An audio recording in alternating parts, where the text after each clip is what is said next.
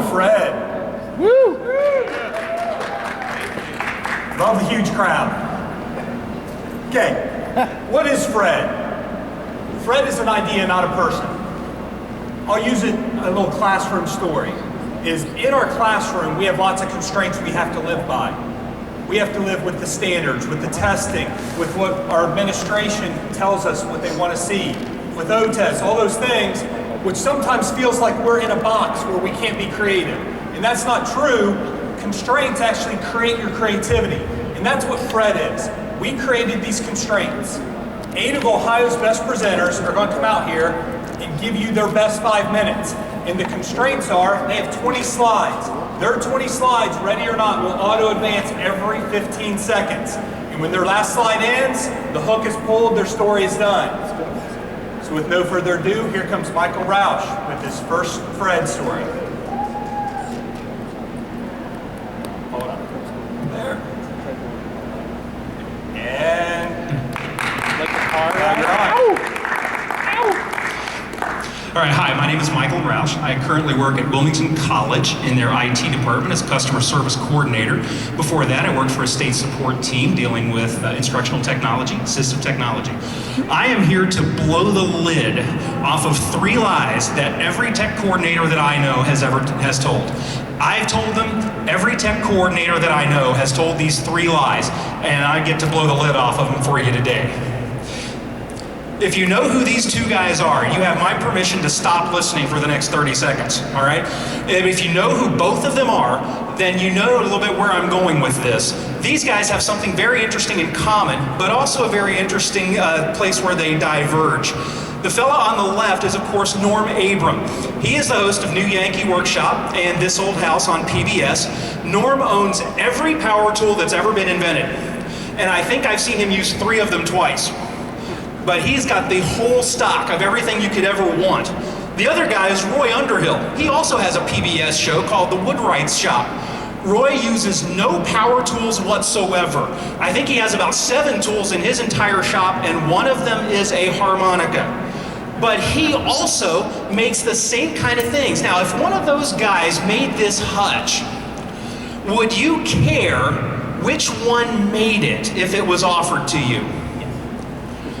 My guess is probably not, because when it really comes down to it, when we're talking about what we do, it's not the tools, it's the product. There's an old axiom in marketing. When you buy a drill, it's not because you wanted a drill, it's because you wanted to put a hole in something. And we focus too often on the tools sometimes. And we've got people who get so distracted by the tools, either because they want the newest, latest, greatest thing, or they want to avoid absolutely everything that plugs into a wall and has a Microsoft or an Apple logo on it, because they don't know how to use it. So tech coordinators tell 3 lies. One is that we have to expand or adopt something in our tech program because it will make things easier. I've told that one plenty of times to try to get people to buy into things. The second one is that we should expand or adopt this technology program or tool because it's going to make things go quicker. I've told that one before too, that's the reason that we should jump into this tool that we're going to use. The third one is a combination of those first 2. We should expand or adopt this technology program because it's going to make things efficient or more efficient. That's just a combination of the first 2, doing things quicker and doing things easier. And so we tell these 3 lies to try to make things happen. But this is not IT, this is ed tech. And the most important factor in technology goes beyond whether it's easier, whether it's quicker, whether it makes things more efficient. The top factor in ed tech is what completes these 3 phrases that you've got on the screen. Who knows what that word is? Engagement. That's exactly right. That's the piece we really have to look to and hang on to when we're looking at doing things in ed tech. I love this quote from this book by Brooks and Brooks on the case for constructivist classrooms. Relevance emerges from the learner. In other words, we've got to quit trying to create it and just start looking for it. Relevance walks through the door every day, already in our kids' eyes and minds. Everybody knows this quote from Plutarch. I gotta tell you, I have a son who's in 2nd grade right now. Yes, I want him to be able to read at a 3rd grade level by the end of 3rd grade. More important than that, I want to make sure he goes to school every day with a chance to exercise the things that he is passionate about. The real promise of blended learning, STEM, one-to-one programs is not that the teacher gets to quit teaching. It's that the teacher's role shifts from being in charge of all the information. We change the rules for lots of reasons in education. Nobody plays Monopoly by the published rules, and we do it for a lot of reasons. But the rules that we keep when we play Monopoly are the rules that made the game more fun. We've got a system in place and we don't like it when kids come in that don't fit our system sometimes. But we've got to remember that it's our systems that are supposed to be there to support the students, not the other way around. The students aren't coming to support our system that we already put in place. Take a look at that staircase. That's a nice staircase. It may even be a perfect staircase, but it's also pretty useless for the lady who finds herself at the bottom of it. If the lesson doesn't work for a student who has a particular challenge, then it's the lesson that has to change, not the kid. When you plant lettuce, if it doesn't grow well, you don't blame the lettuce. You look for reasons that it's not doing well. It might need more fertilizer, more water, less sun. You look for reasons that it is not doing well. You never blame the lettuce. Every day you have a chance to be the reason that somebody who walks in your door has an awesome day. Don't ever let those opportunities go by, because that kid is going to remember the teacher, the administrator, the adult who gave them an awesome day. Thank you. Woo! I love you. My takeaway from that presentation, what do I control? I control the ability to give kids awesome days every day. That final point is something that we as educators control every single day. We can create work that matters for kids, engage them, and give them work that matters. Up next, we have the one and only Ryan Collins.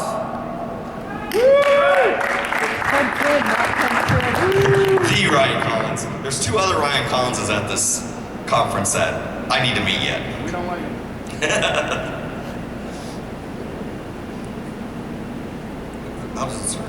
There we go. What do we teach? What should we teach? What is our goals as teachers? I was trying to think about this because you talk about that all the time, what we should teach as teachers. So I started looking at some school vision statements that are out there. And the first one here, our vision is to be an exceptional school district committed to preparing all students to be socially responsible, lifelong learners, ready for college and or career in a globally competitive world. That is a mouthful when I'm reading it off of the slide. I went to readabilityscore.com and that had an average grade level of 18.4.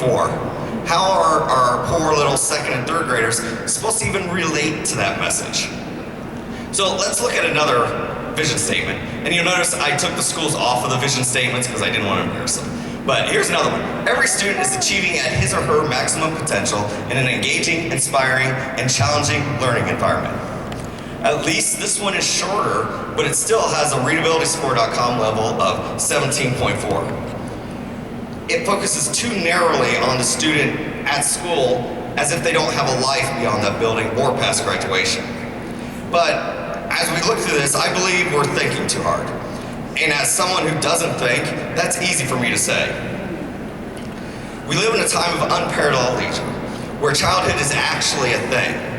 Anyone can be anything when they grow up. There's unlimited possibilities. But what should we be teaching?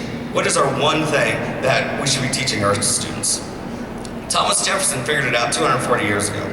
We hold these truths to be self-evident, that all men are created equal, that they are endowed by their Creator with certain unalienable rights, that among these are life, liberty, and the pursuit of happiness. Pharrell Williams had his song a couple years ago, Because I'm Happy, clap along, like a room without a roof. I'm not going to sing it for you today, so you guys dodged a bullet there. But who do you want to be around? A happy optimist who views difficulties as opportunities, or a cynical pessimist who views opportunities as difficulties? I'm reminded of a great quote by Steve Maraboli. Happiness is not the absence of problems, it's the ability to deal with them. Unhappy people aren't likely to take risks or follow their dreams. So I started thinking about this, and Isaac Asimov in 1942 came up with the 3 laws of robotics. With apologies to Mr. Asimov, I've come up with the 3 laws of humanity. Number 1, through my action or inaction, I will not allow another person to be unhappy. Our society needs to have strong empathy for others. This allows us to help the less fortunate. But more importantly, it allows us to forgive and move on. Unhappy people hold unproductive grudges, not only slowing their progress down, but those that they have the grudge against. Number 2, and I read too fast. I will strive to be happy as long as my action or inaction doesn't conflict with law number 1. This law comes in second. It's not number 1 because others should come first. Others are what makes one great. No one is great without the others. The needs of the many outweigh the needs of the few, or the one. In the immortal words of High School Musical, we're all in this together. Happiness is hard work, finding out what you enjoy, what you want to do. In the movie City Slickers, Mitch asks the gruff cowboy Curly, "What is the secret to life?" To which Curly replied, "One thing. You stick to that and the rest don't mean anything." Mitch asked, "But what is that one thing?" To which Curly replied with a smile, "That is for you to find out." Never stop trying to find your one thing. And that one thing will probably not be constant throughout your life. It'll change, because once you find the one thing, if it doesn't change, then why continue? Third, an individual's well-being can override laws 1 and 2. This is where we get into the fun stuff of, well, you have to do that because it's good for you. Such as having your children eat their vegetables, making them go to bed, or limiting their screen time. We need to have these things happen even though it's going to make them unhappy right now. Other things. Children need to learn how to multiply fractions, or find the area of a square. Sometimes we don't realize the payoff of current unhappiness for future happiness. Our jobs as teachers and human beings is to bring out the best in others and in ourselves, to help our students find their one thing, and follow these 3 laws of humanity. Thank you.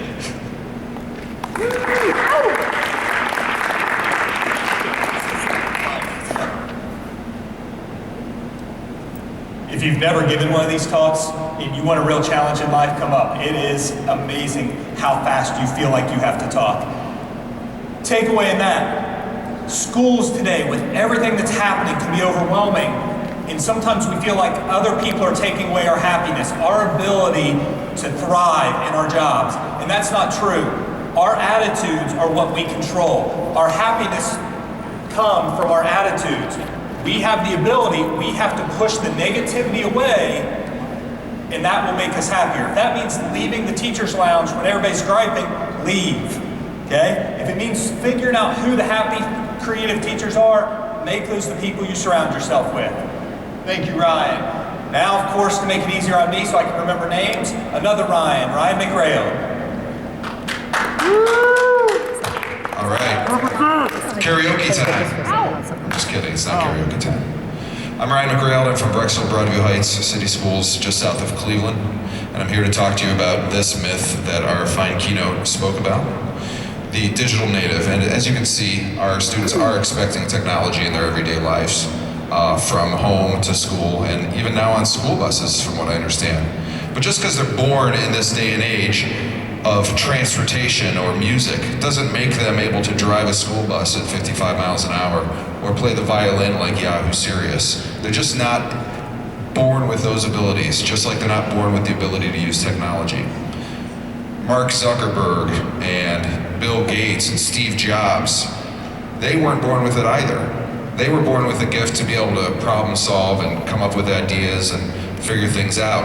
And as you can see, those 3 guys were well represented there. We're dealing with things in our day and age about text type and text talk. I can't imagine how many of you are trying to correct spelling of students using these words, but eventually they'll be in our lexicon and they'll be accepted. We're dealing with digital savages. And as you can see, they're romantic and they're athletic and they're scientific and they're musical. But be careful because they might drop a rock on your head. It's the Lord of the Flies. I deal with this every day in my computer class. I tell the kids to save their documents or save their projects, and they don't know what button to press because they don't know what that button looks like and what it means. So I go in the back and I pull out a 3.5 floppy and I show them, this is how we used to save things. But today's learners are fearless. They're not afraid to click send. They're not afraid to take a picture of their homework and send it to their friends. They're not afraid to collaborate. They're not afraid to jump off that edge and do things the way they want. This is my research slide, so go ahead and read through that. The only thing you really need to see is that top corner. It's the key claim about digital learners, or as we call them, digital savages. So that makes this presentation official, right? Digital learners are not patient. They do not have patience. They are click happy. They need it to load right now. They need it to happen 2 seconds ago. That's something that's very difficult for them to let go because in their lives, everything happens immediately. I don't think they're terribly studious. You're not going to see them in a study carrel poring over books and notes and stacks of encyclopedias like we used to do at the university level and have these notes flying all over. You're not going to see that. They want things quickly. They're not terribly observant. Things don't jump off the page at them necessarily. You'll see them standing there looking at their computer monitor, looking for that one little thing to click, and it's sitting right there. I'm like, just click it, just click it. And they don't see what's in front of them. They're not terribly flexible either. When things don't work, they shut down. They're not willing to bend a little. Ugh, sorry, I put that slide up there. It might come back later. But the students have a hard time dealing with adversity. But as teachers, we need to be lifelong learners. Ugh, I hate the phrase, but it's true. I mean, look at these old people. They're gonna be here for another, 10 years on this planet? And they're still learning how to use iPads to communicate with their family? Okay, we need to do that as well. We need to grow with the times. We need to keep our scanners peeled. We need to be observant. We need to see when our students are struggling, when they get that glazed look in their eyes and they're like, I'm not real sure how to do this, because it's just not in them all the time. We can't have that expectation. He was talking into his watch, like in the 80s. How awesome was that? We need to be flexible. We need to be able to offer information to our students in small, digestible chunks. I mean, 140 characters can have a bigger impact on a student than an entire lecture one day in class. We also need to be patient. Not that kind of patient. We will be, though. Anyway, we need to be patient with our students because we expect them to have this innate ability to use technology, and it's just not always true. As a teacher, we also need to consider lowering our expectations. And I'm not saying lower your expectations, I'm saying not lower the bar. I'm just saying lower the expectations. Keep the bar high, but you have to expect a little bit less. Don't think they're gonna come in doing podcasts and coding and all this stuff right away. They have to learn that, okay? So we have to be able to understand that they're not quite where we want them to be right away. That's where you come in and you present all the information that you can to them to help pull them along into the 20th century. Oh, sorry, 21st century. And you know what? It's okay to cheat a little bit, teachers. You can look at other people's paper when it comes to dealing with technology, okay? There have been schools in Ohio that have been doing one-to-one initiatives for over 15 years already. It's not innovative anymore, okay? Go find those people and get help. They're willing to help. Every one of these speakers you can find on Twitter. I put this sign up in my room. Life has no Control-Z button. I'm like, kids, you need to remember this, because when you send something out on the internet, you could run into some serious problems. And they're like, what does Control-Z mean? Thank you.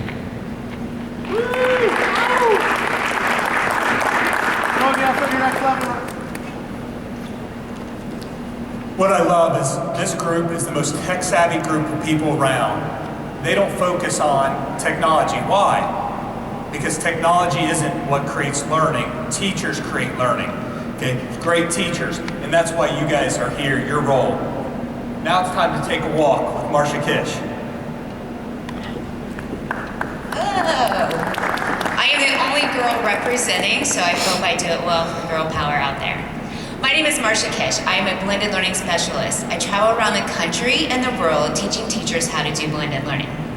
I have schools here in Ohio, Canada, Alaska, Georgia, California, and I do most of it virtually, but when I'm not, I get to walk through the halls, and I'm going to give you a little example of what it's like walking through the halls in a day in my life. Oh wait, we went too fast. What happened? Okay, so we use our devices. Our devices are all of them, we're wearing them, and they keep track of what we do, how many miles we do, what we do. It even tells me when to stand up. If you have a mobile device on your wrist right now and you've been sitting, feel free to stand up. These devices keep track of all that data. But when I'm in the classroom and I'm in the halls, what I'm looking for is what's going on inside. The hallways look very traditional with the artwork and the teachers walking through the hallways. And here's a group of my favorite teachers who are trying something different. And when you walk into the classrooms, you don't see kids all sitting in the front. You see this. You see students in mini lessons with the teacher. You see students doing digital content. You see students working together. Those teachers are taking a risk to try something new. And while I'm out there, I'm keeping track of what is going on and helping them to improve. So I teach the teachers, you have a classroom of 27 kids, but right now you focus on the 4 that need you the most. And in that time, you're working on their skill and their ability to drive into the next level. While the kids are doing that, we have kids working on technology. The technology is what drives them, pushes them, gets them ready to learn the next skill. While the teacher is working in a mini lesson, they're self-motivated. They're working at their own pace, place, and path. I'm going to share with you some of my top technology tools that I shared out last week. Yes, these are all the tools that I have shared with the teachers. One of my very favorite is Front Row. Front Row is absolutely free, doesn't cost a penny, and the students are engaged. They actually want to play games. Another one is Go Formative. It has changed the life of my teachers. Now we are paper light, and we are being able to keep track of all that stuff that's coming in. And finally, Reflector. Reflector is an app that I can share out what is going on their screen 5 at a time. But when I'm in there, I'm not just looking for the technology, I'm looking for what the kids are doing. They are doing and working and collaborating together. That is the most important part. We want to be able to see that. If I go in and the kids are all quiet and they're doing it, that's not blended learning. We need to see creativity, collaboration, critical thinking, communication. That's what a blended learning classroom looks like. That's what I teach the teachers to do. So when I'm walking and I'm going through the halls, I'm actually keeping track of all my data. My data is telling me this is one day at Menard High School. This is how many miles I walked in one day as a blended learning coach. How many times I stood, what am I doing? So as a coach, I am keeping track and I'm sharing out with those teachers, hey, this is what we're doing. But I then take a look at what the scores are. This is what's powerful about blended learning. When a teacher does it and does it well, we're seeing 10 to 20 point gains halfway through the school year. Halfway through. So now we take that teacher who was reluctant, who was not excited about blended learning, and I coach her through it, and I help her get to that next step. And she is now teaching other teachers from around the state what it looks like to be a blended learning teacher. Because I'm coaching her, I'm helping her get through it. It wasn't easy? Heck no. Did she fail? Absolutely. Was I there to help her? For sure. But what people see is truly the iceberg, the top, this wonderful classroom that she has created. But underneath, her and I know the struggles and the power that we went through. When I'm in those classrooms and I'm taking my walk, I am looking for student engagement, teacher engagement, the use of data, pace, place, and path. And what does student engagement look like? It looks like students working together, not always with technology, but with a passion and a drive, and to create something that is more powerful than them. Here's a students working on a STEM project. They had a challenge. I'm giving you this challenge today. I'm going to ask you to take a step and reflect. When you are doing professional development, are your teachers truly engaged?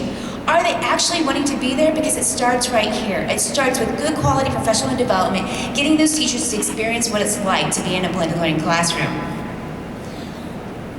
This is what I want to see when I go into classrooms. I want to see the teacher on the floor. I want to see them engaging with the students. I want it in that one moment of time, making it better, not a whole classroom.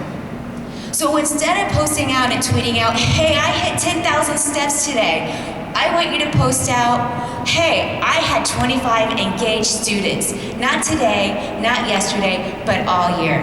So thank you, enjoy.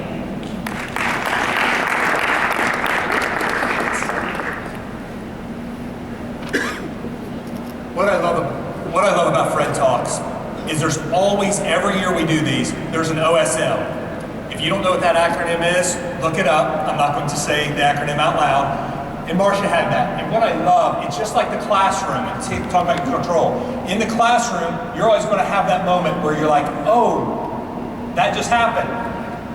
If you stay calm, your kids stay calm. They relax. And that's teaching a lesson about the flexibility, the adaptability that we want. Oh, that's not what we meant to happen. But then you move on, you skip a slide, you adapt, you catch back up, and it becomes a thing of beauty. It becomes an art, it becomes a beautiful presentation. So Marcia, great job. I'm gonna take a mid-Fred break. I'm gonna do a little commercial insert. Everything you're hearing about tomorrow, today, you can see happening live tomorrow and be part of and interact with. Tomorrow in E160 through 162, this same group of people will be working in a makerspace, in a lab.